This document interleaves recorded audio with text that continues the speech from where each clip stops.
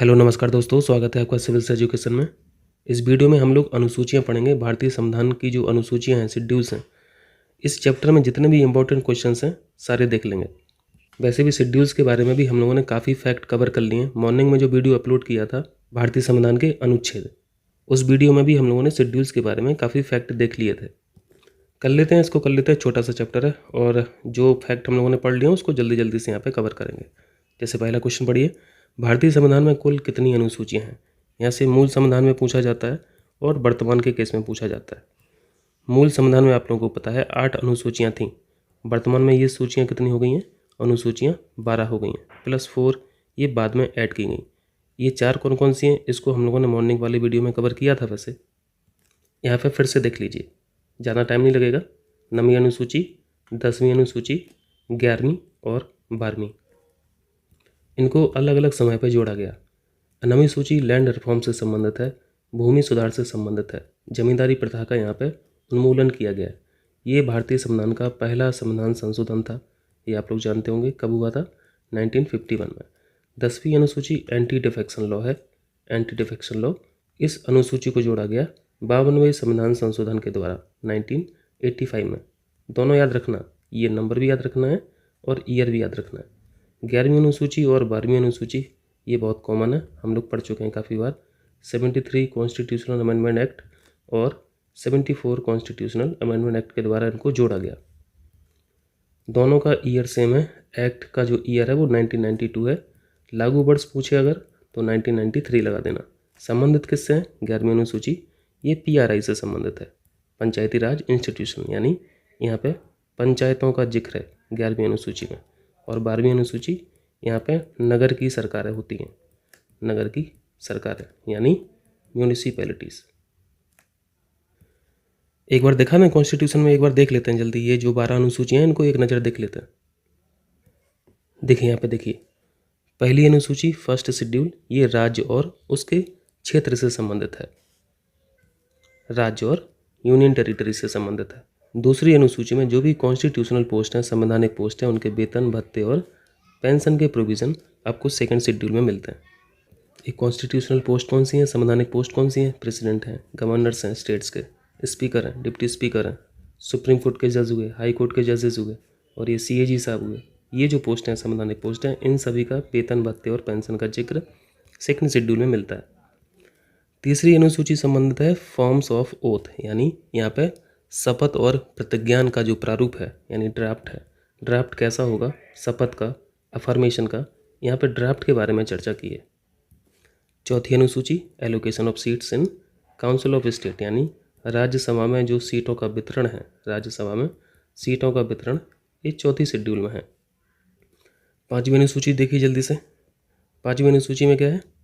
पाँचवें शेड्यूल में क्या लिखा है? Administration and control of schedule area and schedule tribe, यानी अनुसूचित क्षेत्रों एवं अनुसूचित जनजातियों का जो प्रशासन है, नियंत्रण है, इसके बारे में जो प्रोविजंस हैं वो 5th शेड्यूल में मिलते हैं। लेकिन आपको याद रखना है, ये जो 6वीं शेड्यूल है, 6वीं अनुसूची है, इस अनुसूची में भी जनजातीय क्षेत्रों के प्रशासन के बारे में उपबंध हैं। लेकिन कौन कौन से स्टेट्स के लिए, ये आपको याद रखना है। ATM मशीन से आप याद रखा करें, ATM मशीन, 4 शब्द है ना, 4 लेटर है यहाँ पे। ये जो 4 स्टेट हैं इनका जिक्र 5th शेड्यूल में नहीं है। ये 4 स्टेट कौन कौन से हैं? A से असम हो जाता है, T से त्रिपुरा, M से मिज़ोरम और दूसरे M से मेघालय। आपको याद रखना है यहाँ पे मणिपुर नहीं है। आपको याद रखना है यहाँ पे M से मतलब मणिपुर नहीं है। ऑप्शन में आपको मणिपुर मिलेगा, इसको कट कर देना। एक M का मतलब मिज़ोरम है, दूसरे M का मतलब है मेघालय। इन चारों स्टेट का जो प्रशासन है जनजातीय क्षेत्र का, इनका जिक्र सिर्फ और सिर्फ 6th शेड्यूल में है, 5th में नहीं है। यही फ़र्क है दोनों अनुसूचियों में। 7th शेड्यूल में यहाँ पे सेपरेशन ऑफ पावर है, यानी यहाँ पे लिस्ट का जिक्र है, यूनियन लिस्ट, स्टेट लिस्ट और कॉन्करेंट लिस्ट। शक्तियों का पृथक्करण को ये रिप्रेजेंट करता है ना ये शेड्यूल। 8वीं अनुसूची ये भाषा से संबंधित है। टोटल भाषाएं कितनी हैं? टोटल भाषाएं 22 हैं। पहले कितनी थी? 14 थी। वो हम लोग क्वेश्चन में करेंगे कब कब ऐड की गई। बाकी 9, 10, 11, 12 ये हम लोगों ने अभी देख लिया। क्लियर है? चलिए वापस क्वेश्चन पे चलिए। तो यहाँ पे करेक्ट आंसर क्या हो जाएगा? 12 हो जाएगा। मूल संविधान में पूछता तो 8 लगा देते। चलिए दूसरा क्वेश्चन कीजिए जल्दी से। भारत के संविधान में 20 भाग हैं। 20 भाग नहीं है, गलत है। टोटल भाग 22 हैं। दूसरा पॉइंट है भारत के संविधान में कुल 390 अनुच्छेद हैं, ये भी गलत है। मेन आर्टिकल्स जो हैं वो 395 हैं, अगर सब क्लॉज को जोड़ोगे तो 468 है। ठीक है, 450 प्लस याद रखें। तीसरा स्टेटमेंट है भारत के संविधान में 9वीं, 10वीं, 11वीं और 12वीं अनुसूचियों को संविधान संशोधन अधिनियम द्वारा जोड़ा गया। ये सही बात है, इसको हम लोगों ने देखा भी, तो यहाँ पे एक ही सही है। सही पूछा था, केवल 3 हो जाएगा, कर लेंगे। चलिए नेक्स्ट कीजिए। भारतीय संविधान की अनुसूचियों में कौन सी एक राज्यों के नाम की सूची एवं उनके राज्य क्षेत्र का ब्यौरा देती है? ये तो शेड्यूल 1 में लिखा हुआ है, राज्य और उसके राज्य क्षेत्र, ये ऑप्शन सही है। चलिए जल्दी से रिवाइज कीजिए। दूसरी अनुसूची में यहाँ पे वेतन भत्ते और पेंशन देखा, वेतन भत्ते और पेंशन। तीसरी अनुसूची में क्या देखा? शपथ का प्रारूप है। चौथी अनुसूची यहाँ पे एलोकेशन ऑफ सीट्स है, कहाँ पे? राज्यसभा में। चलिए यहाँ पे पूछा गया है भारत के संविधान की चौथी अनुसूची किसको रिप्रेजेंट करती है? चौथी अनुसूची है राज्यसभा में स्थानों के आवंटन को लेके, allocation of seats in Rajya Sabha या फिर अपर हाउस। राजनीतिक दल बदल कानून, anti defection law, anti defection law schedule number 10। ठीक है, पंचायत व्यवस्था यहाँ पे 11वां हो जाएगा। और ये भाषाओं से संबंधित कौन सा है? 8th शेड्यूल है। जो मान्यता प्राप्त भाषा हैं वो कितनी है? टोटल 22 हैं। मूल संविधान में 14 थी, बाद में 8 जोड़ी गई, इनको देखेंगे अभी हम लोग। चलिए इधर देखिए, यहाँ पे पूछा गया है भारतीय संविधान की तीसरी अनुसूची में निम्न में से क्या उपबंधित है? यहाँ पे है क्या? प्रारूप है। प्रारूप किस बात का? शपथ का, ओथ का। किन की ओथ का? संवैधानिक पोस्टों का, कॉन्स्टिट्यूशनल पोस्ट का। आपको इस क्वेश्चन में एक फैक्ट याद रखना है, इसी फैक्ट के चलते ये क्वेश्चन पूछा गया है। तृतीय शेड्यूल में यानी 3rd शेड्यूल में राष्ट्रपति की शपथ का प्रारूप नहीं है। राष्ट्रपति की शपथ का प्रारूप नहीं है, राज्यपाल की शपथ का प्रारूप नहीं है, क्योंकि इनको अलग से एक सेपरेट आर्टिकल में शपथ दिया गया है। जैसे राष्ट्रपति का शपथ का जो प्रारूप होगा ये आर्टिकल 60 में उल्लिखित है, याद रहेगा। तो इस क्वेश्चन में बस आपको यही देखना है कि राष्ट्रपति कहाँ पे लिखा हुआ है और राज्यपाल कहाँ पे लिखा हुआ है, उसी को आपको कट कर देना है। यहाँ पे देखिए 3rd पॉइंट पर राष्ट्रपति लिखा हुआ है, इसको कट कर दीजिए। तो जहाँ जहाँ पे भी तीसरा है उसको हटा दीजिए, एक ही ऑप्शन बचता है, सी ऑप्शन राइट हो जाएगा।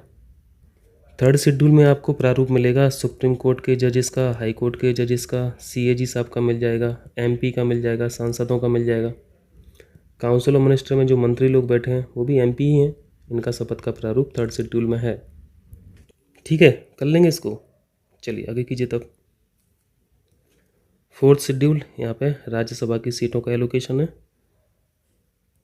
9वीं अनुसूची भूमि सुधार, लैंड रिफॉर्म्स। 8वीं अनुसूची ये भाषा से संबंधित है। और 6वीं अनुसूची ये जनजातीय क्षेत्र के कंट्रोल और उनका एडमिनिस्ट्रेशन, लेकिन कौन से स्टेट के? ATM मशीन स्टेट के, असम, त्रिपुरा, मिजोरम और मेघालय। मणिपुर नहीं है, मणिपुर नहीं है।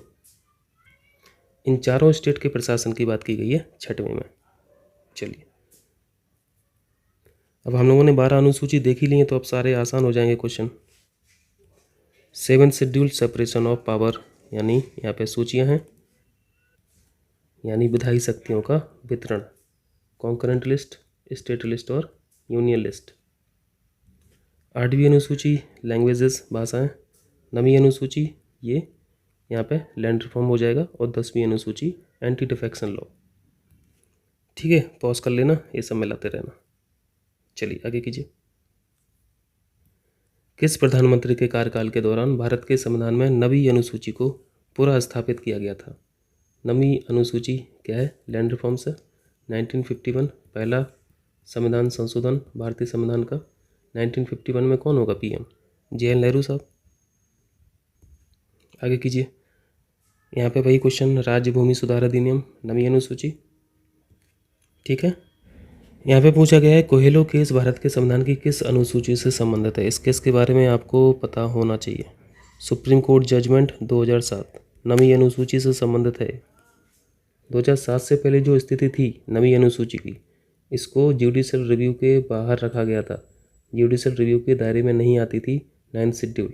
ठीक है, क्योंकि जब 1951 में नवीं अनुसूची को जोड़ा गया, तो यहाँ पे दो चीज़ें याद रखना है। नवीं अनुसूची को जोड़ा गया और साथ में दो आर्टिकल भी जोड़े गए, 31A और 31B। ये बहुत पावरफुल आर्टिकल थे। ये इतने पावरफुल थे कि ये बाकी फंडामेंटल राइट पे भारी पड़ते थे, 31A और 31B। और ये बात आप कैसे प्रूव करेंगे? आप यहाँ से प्रूव करेंगे, क्योंकि 9th शेड्यूल जो है और 9th शेड्यूल के साथ साथ 31A और 31B, इसको आप कोर्ट में चैलेंज नहीं कर सकते हो। 2007 से पहले चैलेंज नहीं कर सकते थे, क्योंकि ये जुडिशल रिव्यू से बाहर था। लेकिन कोहलो केस जब आया 2007 में, इस जजमेंट के द्वारा ही 9th शेड्यूल को जुडिशल रिव्यू के दायरे में लाया गया। ठीक है, और इसने फंडामेंटल राइट को फिर से पावरफुल बना दिया 31A और 31B से। ठीक है, तो ये चीज़ें आपको ध्यान रखना है इस केस के बारे में। यानी आप इससे क्या ऑब्जर्व कर पा रहे हैं? यहाँ पे जुडिशरी पावरफुल हो गई है पार्लियामेंट से। ठीक है, भारत के संविधान के अंतर्गत आर्थिक योजना, इकोनॉमिक प्लानिंग का विषय किस सूची में है? जस्ट फैक्ट है, कई बार क्वेश्चन पूछा भी गया है, इंपॉर्टेंट क्वेश्चन है। समवर्ती सूची, कॉन्करेंट लिस्ट, ये सब क्या है? विधायी शक्तियों का वितरण है, सेपरेशन ऑफ पावर है। शेड्यूल कौन सा है? 7th schedule. चलिए, जानवरों के प्रति क्रूरता की रोकथाम को भारतीय संविधान की किस सूची में रखा गया? Prevention of cruelty to animals, ये समवर्ती सूची का विषय है। सी ऑप्शन सही है यहाँ पे। ठीक है, चलिए आगे कीजिए। निम्नलिखित में से कौन सा विषय समवर्ती सूची का है? आपके पास BR एक्ट होगा, आप इन सभी सूचियों के विषय एक बार देख लीजिए।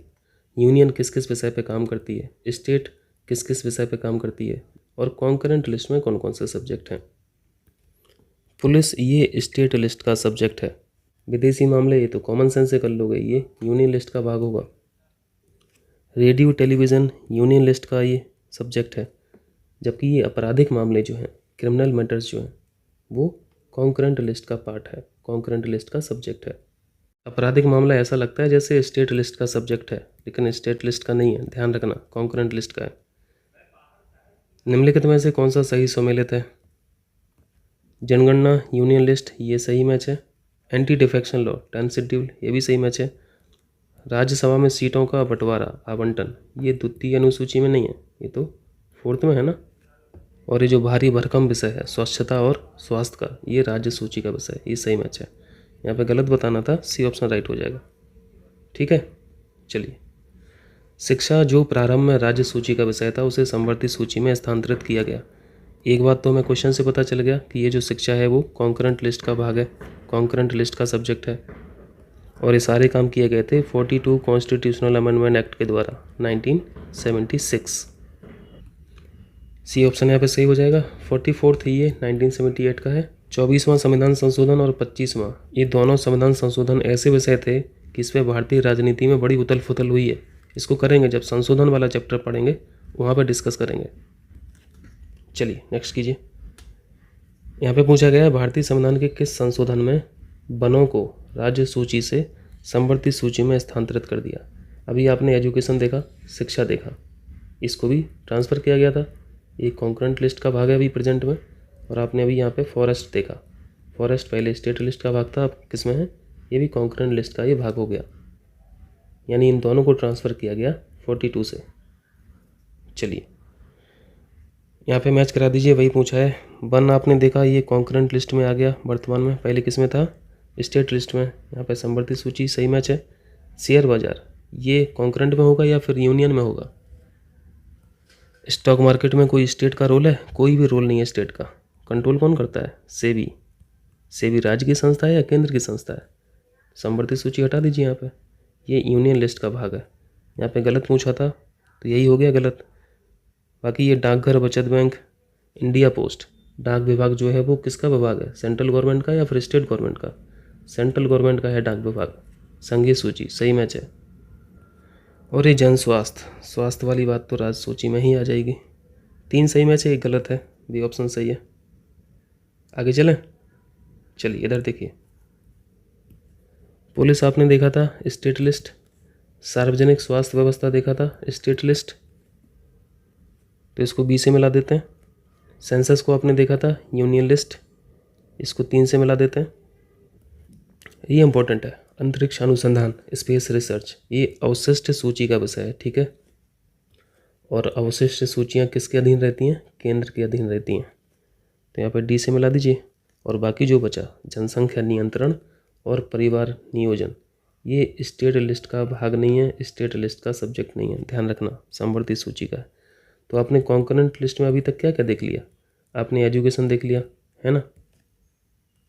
इसके अलावा आपने फॉरेस्ट को देख लिया, इसके अलावा आपने पॉपुलेशन कंट्रोल को देख लिया और परिवार नियोजन को देख लिया। 3 सब्जेक्ट आपने सीख लिए। कर लेंगे? ये मिला लेंगे? चलिए पॉज कर लेना, मिला लेना। पंचायती राज नवी अनुसूची निम्नलिखित में से किस सूची में सम्मिलित है? पंचायती राज सिस्टम को कंट्रोल कौन करता है? स्टेट गवर्नमेंट करती है, राज्य सरकार करती है, राज्य सरकार का विषय है, ठीक है। बी ऑप्शन सही है। चलिए नेक्स्ट कीजिए। यहाँ पे पूछा गया है कौन सा विषय समवर्ती सूची में शामिल किया गया। अपने पुलिस को देखा, स्टेट लिस्ट का विषय है। लोक व्यवस्था, पब्लिक ऑर्डर, पब्लिक ऑर्डर ये स्टेट लिस्ट का भाग है। कारागार स्टेट लिस्ट का भाग है। दंड प्रक्रिया जो है ये कॉन्करेंट लिस्ट का पार्ट है, ठीक है। कॉन्करेंट लिस्ट का समवर्ती सूची का विषय है, ये ऑप्शन राइट है। चलिए, विवाह विच्छेद और गोद लेना संविधान की 7वीं सूची में निम्नलिखित में से किस में सम्मिलित है? ये विवाह वाले जो मैटर हैं, गोद लेने वाले जो मैटर हैं, ये कॉन्करेंट लिस्ट के भाग हैं। ये तीनों सब्जेक्ट जो हैं वो कॉन्करेंट लिस्ट के पार्ट हैं। इन सभी का उल्लेख समवर्ती सूची में। यहाँ पे क्या है? यहाँ पे पूछा गया है किस अनुसूची में विभिन्न राज्यों में अनुसूचित क्षेत्रों के प्रशासन और नियंत्रण के लिए विशेष उपबंध हैं। इन क्षेत्रों के प्रशासन से संबंधित आप 5वीं अनुसूची भी पढ़ते हैं, 6वीं भी अनुसूची आप पढ़ते हैं, लेकिन 6वें में अलग क्या है? यहाँ पे ATM मशीन वाले राज्य असम, त्रिपुरा, मिजोरम और मेघालय। लेकिन यहाँ पे इन 4 राज्यों का उल्लेख नहीं है, यहाँ पे विभिन्न राज्य लिखा है। तो यहाँ पे आपको 5वीं लगाना है, 6वीं नहीं लगाना है। 6वां वैसे ऑप्शन में भी नहीं है। चलिए इधर देखिए, भारत के संविधान में 5वीं अनुसूची और 6वीं अनुसूची के उपबंध निम्नलिखित में से किस लिए किए गए? तो देखा आपने, अनुसूचित जनजातियों के जो इंटरेस्ट हैं इनको प्रोटेक्ट करने के लिए। ये ऑप्शन हो जाएगा सही। क्लियर है? चलिए इधर देखिए, संविधान की अनुसूची 6 इनमें से किस राज्य में लागू नहीं होती? देखिए भाई क्वेश्चन आ गया ना ATM मशीन का। और मैं बार बार आपसे बोला हूँ कि यहाँ पे मणिपुर नहीं है। मणिपुर आपको ऑप्शन में दिख जाएगा, उसको हटा दीजिए। चलिए, ये तो क्वेश्चन वही है, रिपीट हो गया, इसको कर चुके हैं हम लोग। यहाँ पे देखिए, संविधान की 11वीं अनुसूची निम्नलिखित में से किससे संबंधित है? अब तो ये सब रटा गया होगा ना, पंचायती राज हो जाएगा। 73वां संविधान संशोधन 1992। चलिए, तो ये इतने क्वेश्चंस थे इंपॉर्टेंट जो थे, यहाँ पे हम लोगों ने डिस्कस कर लिए। यहाँ पे एक क्वेश्चन छूट रहा है, उसको हम ऐसे ही डिस्कस कर ले रहे हैं हम लोग। देखिए, 8वीं अनुसूची आपको पता ही ये भाषा से संबंधित है। मूल संविधान में 18 ही भाषाएं थी मान्यता प्राप्त, लेकिन वर्तमान में ये भाषाएं कितनी हैं?